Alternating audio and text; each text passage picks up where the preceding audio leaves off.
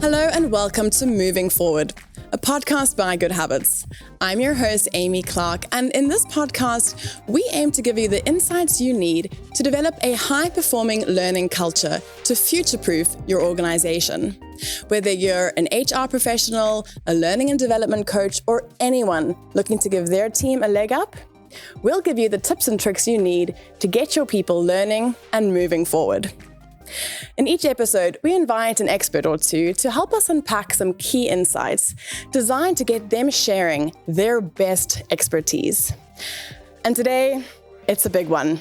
We're talking about navigating mental health in the workplace and, of course, the role of learning in that process. So, to help me unpack it, I'd like to welcome my two guests, Sandrien Boogaard and Gijs Coppens. Welcome to the show and thank you for joining us. Thanks. Thank you. To get us started, could you just tell us a little bit about yourselves and why you're here today? Sandrien, if you can kick us off. Yes, of course, Aimee. Thanks for the great introduction. I'm happy to be here. My name is Sandrien Boogaard. I am HR Director at GoodHabitz. I have worked in HR for over 15 years now for several types of companies, corporates, startups and scale-ups.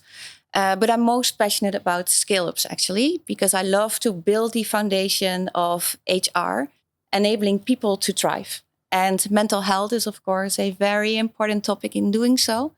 So I'm really happy to have you here, Gijs, as an expert on this topic. Thank you. Very good to be here. My name is Gijs Coppens. I'm the founder of Open-up. My background is in engineering and in clinical psychology. I would say I'm also a builder. I also like to build. I'm also, I would say, a thinker. I think a lot about what to build and how to build. So I really enjoy that. And I also really enjoy the meaningful conversation. So very glad to be here. So happy to have you. I think to start off with, I'd like to ask something that's been on my mind. How did you go from being an engineer to being a clinical psychologist and starter of a firm, which we'd also like to hear more about? Yeah, now I think I was pretty young when I selected engineering as my field of studies. I was good in mathematics and physics. I also really like to solve problems in groups. And you can do that at technical universities. So I studied at the technical university. And after that, I founded a company in Asia. And I needed to work together with a lot of different cultures, a lot of different personalities. And it was pretty striking to me that the influence of psychology and people dynamics were, I would say, more important for the success of the company and the team than maybe the level of, let's say, technical challenges that we faced. So I thought, well, as an engineer one day, it makes sense to study psychology and become a psychologist as well. That's amazing. That's so inspiring. And then how did Open-up come about? That had to do with the fact that we really wanted to lower the barrier to have a meaningful conversation. So it started with the idea, why not offer every European citizen for 10 euros a meaningful conversation? 10 euros. That was kind of the big, hairy goal, really make it affordable for everyone to have an in-depth conversation about life, about the challenges of life, about learning. So that was the starting point, I would say. Okay, and that's how it evolved until where it is today. And for people who maybe aren't familiar with the company, could you just explain very high-level overview what it is that you do? Yeah, we are an online platform, openup.com, and you get easy access to, let's say, all the answers you would need in terms of mental well-being challenges. And that can really be a very broad set of challenges or questions that people have. So it can be very small.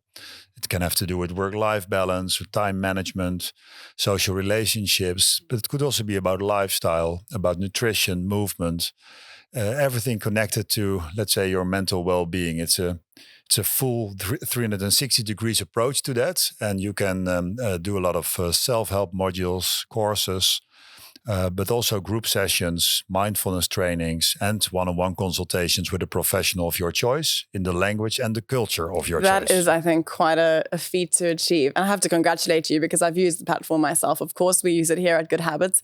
A great choice, I think. And yeah, it's really great to be able to have access to somebody, sort of on the go when you need it, and indeed the mindfulness sessions. Sandrien, you of course know a little bit about Open-up because we've included it here at GoodHabitz. What led us to go this route? Well, I strongly believe that mental health plays a crucial role in success in life. And that counts for everybody. So also for our employees, of course. So I believe it's very important that you give access to a source where people can reflect on their experiences, their behavior, etc. And it's not always possible to do this with your manager. So it's really great to offer something that people can easily use in their own language to reflect on any situation they experience. It can be a work-related experience, but it can also be a private experience, for example. If you have a fight with your partner, you will definitely bring that to the office. It influences your state of mind. So that can also be a situation on which you want to reflect. I believe everybody deserves a coach, and Open-up is the answer to that. That's awesome. I mean, I love what you said about sort of fighting with your partner.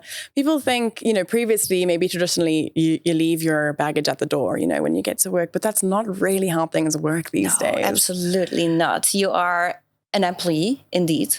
But most of all, you are human. You have a life. Maybe you have children that keep you awake at night, or you lost someone you really love, or you had a conversation with someone that was not the nicest conversation. Everybody struggles with topics. Yeah. And it's really helpful if you have moments to reflect. Yeah, and a processing tool. Well, thank you so much. I think we've laid a good foundation here to bring us to our first statement, which I'd like you to give your insights on. And that is, the past 3 years have been a game changer for mental health. So what does that mean? I think the COVID crisis, in that sense, was an enabler for all of us to understand the importance of mental well-being. So what we have seen is that everyone was in some way impacted by the lockdowns. We saw a very steep increase also in the usage of the platform. But also if you yourself were not, let's say, suffering from that lockdown or loneliness or anxiety or being worried, then all of us had a family member or a child or a grandparent that was suffering in that period. And it's not that I'm in favor of suffering, not at all. But I think in terms of putting mental well-being on the agenda, the lockdowns were in that sense, when we reflect on it, helpful to put it on the agenda. Yeah, absolutely. I think everyone had a bit more space to share the struggles they were going through. I mean, certainly I was seeing it on social media, I was seeing it with friends, a lot of companies sending out blogs or helpful tips on sort of how to manage this whole process, which I think people stepped up quite a bit. And it was also quite a catalyst, how I said it in English, Catalyst, catalyst. It was really speeding up also the use of technology, the use of tooling, the hybrid work situation that we nowadays have. Don't want to go too fast in all these topics, but I think it also kind of, when we look back, was an enabler also for a complete new way of working that we are now all implementing in some way. Yeah, and maybe you have potentially some insights there from an HR perspective. What have we seen in companies, and has it changed so much since the pandemic, now that we're sort of post-pandemic, dare I say that? Yeah, well, I agree. It was absolutely a game changer. I also believe that opening up about your mental health is not so easy. But during COVID, there was a collective shared feeling of anxiety, being bored, being stressed. So that made it also easier for people because it was not so vulnerable anymore. So yes, it was a game changer. I also believe that a lot of employers started to see that they could play a role in facilitating their people in their mental health struggles. On the other hand, I also see that there's still a lot to optimize, because now the struggle is not really collective anymore. So we are still in the situation, or we are back in the situation where people struggle to open up because you still feel vulnerable and not really comfortable to open up. Potentially retracted a little bit now that it's not front and center all the time. Yeah, people tend to think, am I the only one? Is it strange that I have those feelings? So that's a difficult thing.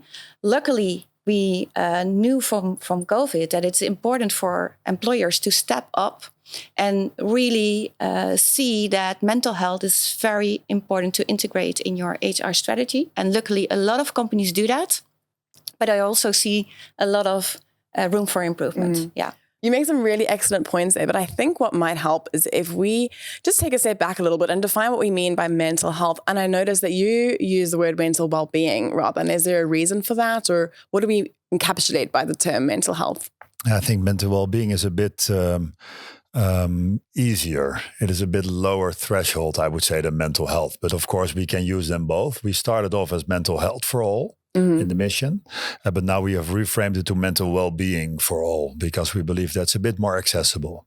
Okay, interesting. And do you have any thoughts on also how we are looking at mental health? What do people think it is and what is it actually?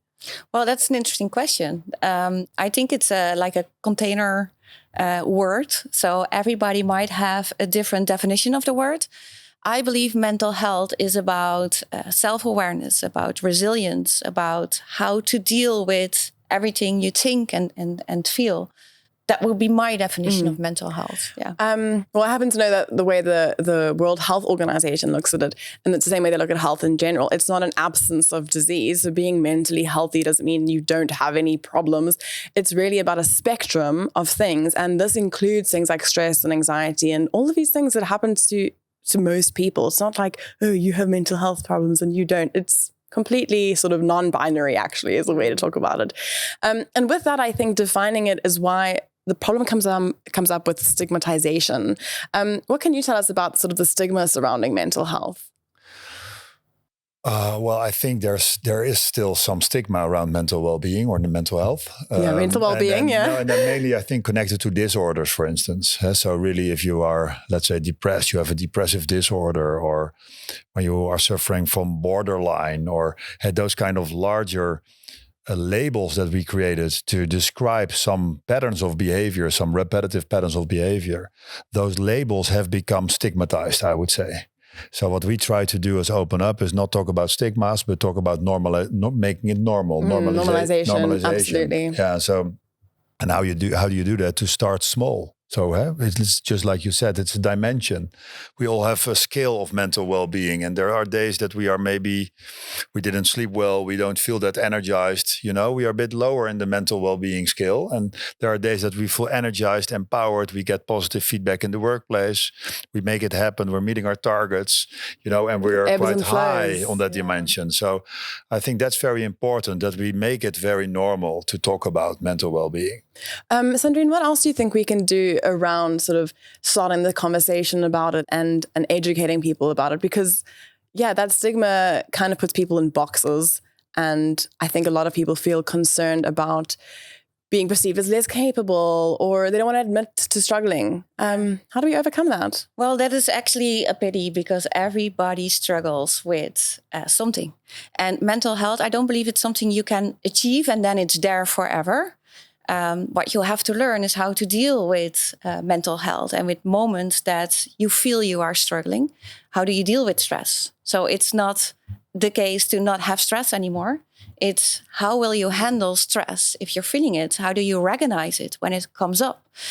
And if we go to school or if we start working, we get a lot of education, but not about this topic. And I think that is very important, and there is still room for improvement. Why do we put our leaders in a management development program? But we don't offer obligated trainings on mindfulness, anxiety management, etc. I believe that is very important as well. You've brought this perfectly into the next statement that I wanted to present, and I really love this one. Mental health is a skill you can develop. What do we think about that one? I'm going to take it to you because I think I know where Sandrien's going to go with it. No, I think it's a skill you can develop. And I think it starts with learning who you are. It starts with learning who you are. Say some more about that. No, you need to understand. I think understanding who you are and also seeing your own behavior, seeing your own patterns, be kind to yourself and your patterns. I think that's kind of the starting point for developing that mental well-being. And it also starts with curiosity. You want to understand how it works. You want to understand your own dynamics. You want to understand the dynamics of the people around you. What is motivating you? What is driving you? So I would say it's a continuous learning journey, basically, that is developing your mental well-being, or the other way around. Mental well-being is maybe equivalent to a learning journey. Mental well-being is equivalent to a learning journey. Yeah. I really, really love that. Sandrien, I'm sure you have something to share on this. I mean, let's talk about mental health and learning. What has your experience been there? Well, I so much agree with you. It starts with self-awareness. For example, your personal values. Do you know your personal values? I do. I'm proud to say. That's perfect. Yeah. And that's a great starter already for working on your mental health, knowing what brings energy, what doesn't bring energy, what fits you, what doesn't fit you. That's very important.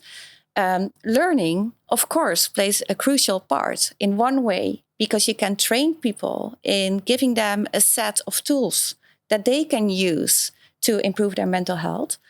But also, and that's very interesting, do you know about neuroplasticity? I mean, I've heard the term, but it feels like a bit of a buzzword to me. Tell me more. Well, I did some research into this topic 1 year ago, and I'm really fascinated by it.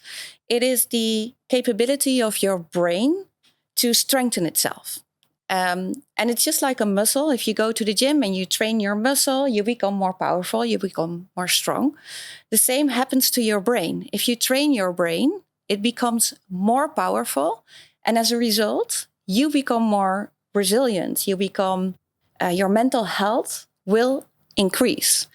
So knowing this, then the next question is, how can I influence my brain? How can I train my brain? Well, there are really accessible, easy ways of doing that. Playing Sudoku, for example. So really do brain training. Learning Dutch. Absolutely. Learning is one of the most powerful ways to nurture neuroplasticity. Yeah, so learning, and it doesn't matter what you learn.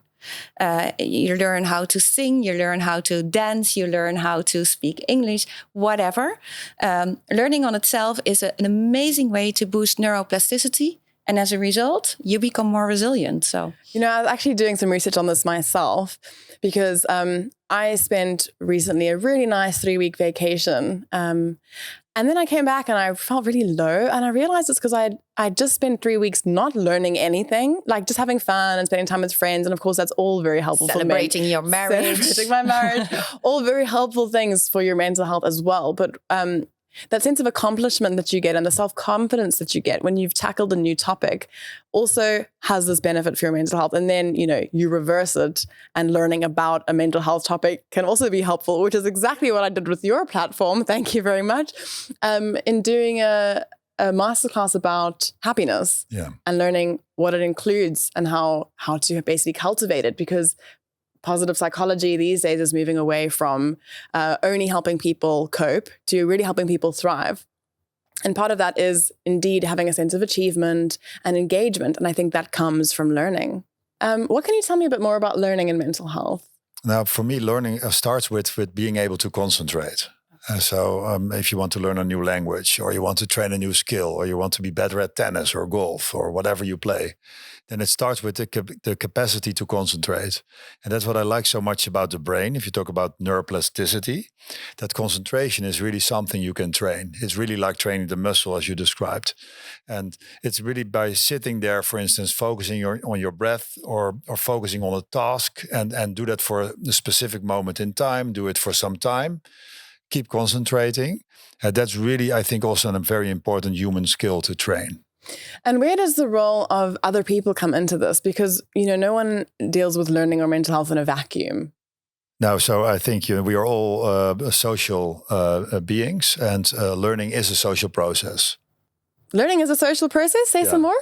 No, I think often it's, for instance, in the question who you are, the deep psychological philosopher question. It's a difficult one, but it's easier if you break it down to with whom you are. So you become with whom you are, with who you surround yourself with, and that has to do with learning as a social entity. So.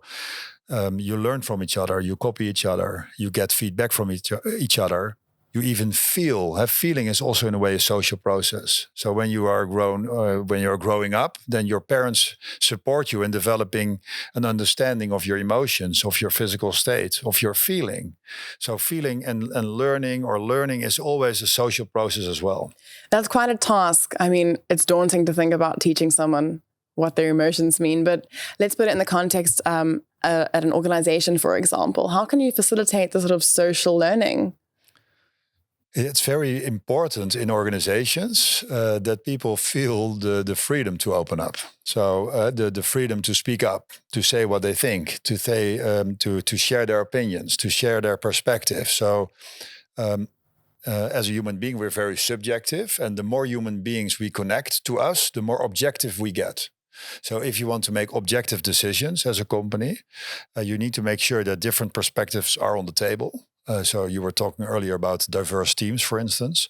And diversity also there comes into play, because if you have diverse perspective on the table, you can look at the problem from, let's say, 5 or 6 different angles.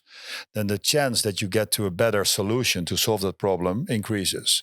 So therefore, the social context of an organization is very important to get to an objectified decision-making process. I appreciate your insights on that. I have a question really about the role of organizations here. What can they do to sort of foster this learning and social learning and learning in general from a mental health perspective? Well, I think what we should develop as organizations is a learning zone. We are a learning zone as a company. What's a learning zone? A learning zone is, let's say, the environment, the atmosphere that we together create to learn and develop ourselves. Okay. And that's what you want to achieve as an organization. So, and that means that you want to score high on, let's call it the psychological axis. So the psychological safety or psychological autonomy. So develop people and their psychology. That's helpful. The more adult people are, the easier it is to create a learning zone. And then, of course, you also need this bar setting, this task level in which you describe what is expected from you. What kind of output do we expect in this role? What do you need to deliver for the company? And what do you need to learn to be able to do that? Yes. Surely. And if you score, let's say, high on both axes, then you are in that zone that you could call the learning zone. There people will strive, they will develop, they know what is expected from them. Very nice. They enjoy raising the bar. They want to develop themselves, and they feel also safe to do so. That's amazing. I love that, putting psychological safety into the context of learning, because we've talked about it a lot in the context of opening up and connecting and collaborating. But it's great to hear that really it's quite the key to sort of unpacking kind of intrinsic motivation to learn. Do you have any tips for organizations to try and create that kind of learning culture? Yeah, the first thing is realize that learning plays a crucial role in mental health. So it's not see learning as a benefit or something that is required to do your job well, but it's something that really enables people to thrive in all different ways. So that is very important. Secondly, a safe environment where people can make mistakes, can be themselves, can fully embrace their learning journey is very important. And also peer support is very important here. I really like what you just said now, because you've triggered something in me, and this brings us to our next statement. And that is, getting high-level buy-in on mental health initiatives is a struggle. So maybe you can tell us more about that. Well, when we started this conversation, I mentioned, yes, COVID has been a game changer. Employers are stepping up. Mental health is a common pillar in HR strategies, but there's room to improve. And here's the room to improve, in my opinion. Employers started to see it as a benefit. And if you see it as a benefit, I believe it will never work. What do you mean by that?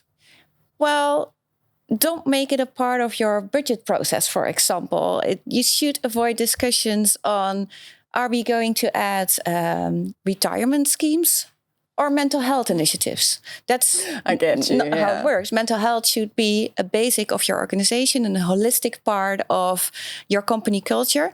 If you view it in that way, if you really understand that the only way to create a winning company is by creating a winning mood, and a winning mood is created by winning people. And winning people, they need a healthy mindset. So it's not just a benefit or an initiative. It is something you should integrate in your company culture. And by doing that and having those conversations with senior management and helping them understand what mental health is and what it does for your company, makes the conversation much more easy. But I see a lot of people bringing it up as a benefit and also bringing it up in a business case. And I believe that indeed makes it more difficult to get buy-in. Yeah, the business case I struggle with, to be honest, because I mean, obviously it's there. it is there. But I do get a bit triggered when I'm like, why are we waiting for the business case? Like we should just be taking care of our people. I see you raising your eyebrows. I can say some things about the business case, because I do think, if you really want to persuade the C-level executives, you need to at least have an idea on the return on investment. So, and I think the return on investment that you're describing is very strong. It's your human capital. So it's the winning mood, it's the winners, it's the A players, it's the Champions League that we want to play. And we need healthy and resilient people for that. So that's very clear to me. But of course, we can also look at, let's say, number of illness days. A lot of illness days are connected to poor mental well-being. Absolutely. We can look at employee churn. So employees leaving a company is often connected to poor mental well-being. And then last but not least, we can also look at productivity. So we see that the highest productive employees are employees that feel very much empowered, very much, have a sense of satisfaction, feel well, feel sporty, feel healthy, etc. So I do think we can persuade. I think we have homework to do, to really get that return on investment very clear. And as an Open-up, you need to. Yes, I believe so. I was going to ask you this because, of course, you essentially provide a mental well-being solution that a company could use. And you obviously are aware of some of the arguments that might hold you back from making a sale. And you need to answer those questions. And I fully agree that, it should become part of your strategy. You want it to be more of an infrastructural solution than a benefit. I would also say it's not a benefit. It is a necessity. And that's what that's kind of my job, to create that storyline that people also follow me and believe it's a necessity. It is a necessity. Yes. We believe it. And I think, and if you look at the costs, I think it's interesting to know there's a lot of research now done by, for instance, Deloitte and McKinsey, that if you look at the return on investment on mental well-being initiatives, and I'm not only talking about Open-up, but then there's a significant positive return on investment on all these initiatives. And I think the most important thing is that you select one that really fits your company, that fits your culture, that has the language that is also very close to your people.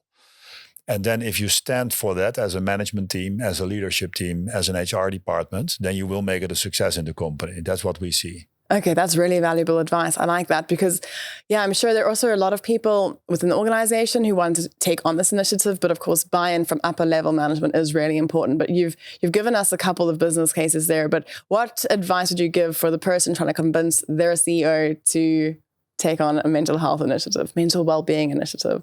No, I liked what Sandrien was saying, that, if you really want to play Champions League, you want to have winners around you, and then well-being, coaching is part of the game. You need to reflect on what you do. You need to improve every day. So, for instance, Nadal, the tennis player, he's very gifted, a very talented tennis player.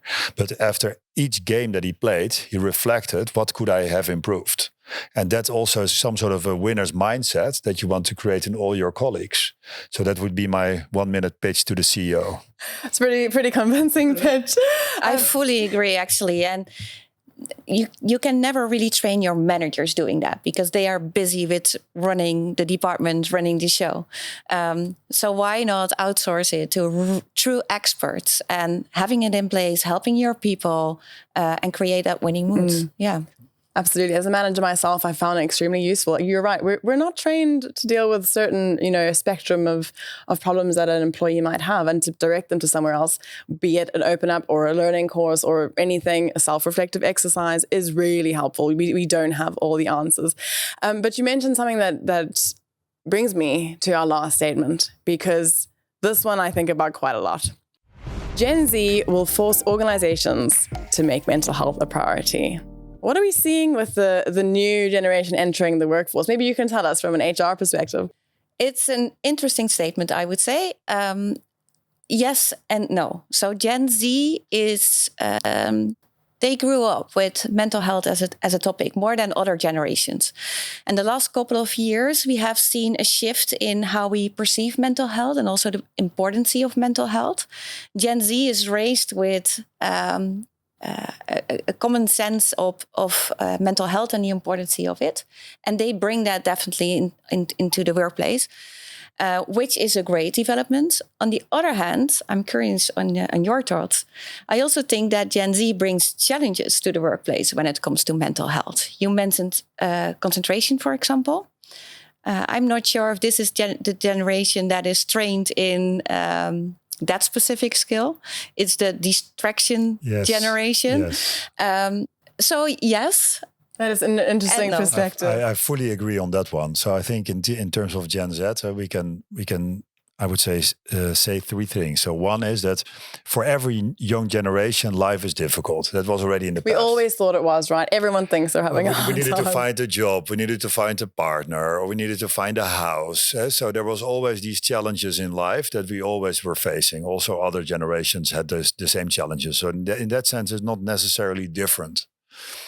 But when we look at the statistics, we do see higher elevated levels of mental health symptoms. So often it's like 40% of that generation or 50%. During COVID, it was even 70%. Wow, that's really high. So that's really significant. And then I think the third observation is, of course, they are the first generation that really grew up with technology very intensively.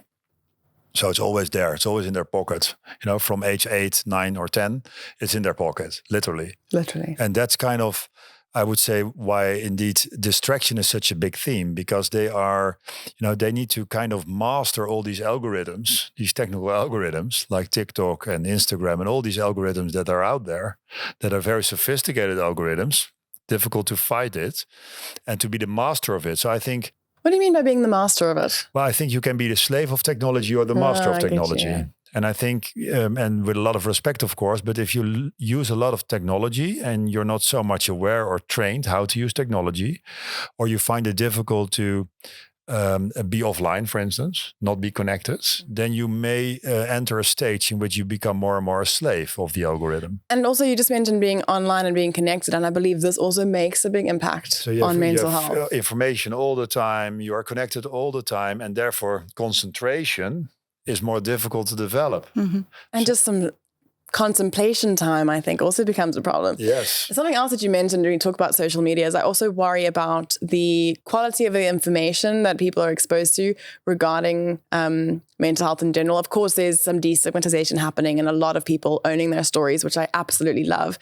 But when it comes to really learning comprehensively about a topic, it's not the best thing. And again, why it's important to have a more kind of structured approach as an organization, I imagine. No, I fully agree. And I think, that's also, of course, the good thing that GoodHabitz, for instance, bring. You are a guide to people. You're guiding people in different topics, and you are a trustworthy source of information in a way. And I think that's also what the world needs. We are searching for objective information, evidence-based information. The same holds for psychology and personal development. Can you tell us anything like from an HR trend regarding Gen Z in the workplace? What are they looking for? What can we offer them? That's a good question. The question is, do they know what they are looking for? And their self-awareness comes in again. We were talking about personal values, for example, which is very important and key in defining your purpose and belonging. So that is a great starter. And we can help Gen Z with providing them with tools to start defining their personal values so they can define their belonging and what is important to them in life, how to create fulfillment. That's the way we can help them. Yeah, and ultimately that would lead, I suppose, for everybody, not just Gen Z, but better decision-making on where you direct yourself to go and find your community, I suppose. Absolutely. The next thing, and this really is something everybody faces, I don't think it's just Gen Z, is this work-life balance. In fact, I think Gen Z seems to be getting it more right. What are we seeing with work-life balance in that regard? Well, work-life balance is also something that we are talking about for years now. It's a struggle for a lot of people.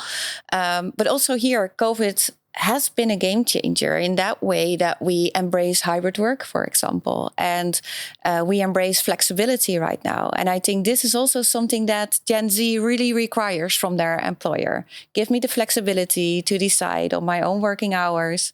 And I think it's a great thing because mental health is also about recharging and also about doing other things than work. Maybe finding your groove throughout the day. What's your perspective on this flexibility? I mean, how does that help with our mental resilience? I think flexibility is very important. But again, I would say balanced. So a day in the office with your team, I think is also important that you meet each other offline. It makes things easier often, especially when it's a tensionful period, for instance.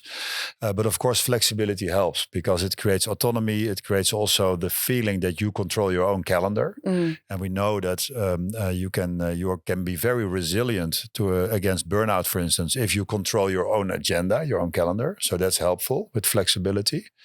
So I'm really a fan of that. I do believe that as an employer, as a company, then you should also increasingly become explicit about what you expect from people. So you can offer a lot of flexibility, but of course you also need to be explicit what you expect in terms of outputs, in terms of deliverables. Absolutely. So that people can really then understand how to organize themselves. Oh, that's such great advice. I really love that. And I would love to think that within that autonomy, people also then define the time to also spend some time learning a little bit and becoming self-aware and dealing with that kind of stuff. This brings us, I think, to the end of the conversation for now. I mean, of course, it's a big topic. We could go down so many rabbit holes. To round us off, I'd like to get your final insights for an HR manager or a learning and development professional who's looking to really boost the power of mental health in their company, Sandrien. Well, realize that the winning mood, the winning company, the winning results can only come from people. Only people can make it. So make sure you enable your people to get the winning mood. Make mental health a priority and define why it is important for your company and how you can accomplish that winning mood. I love that. And what about you?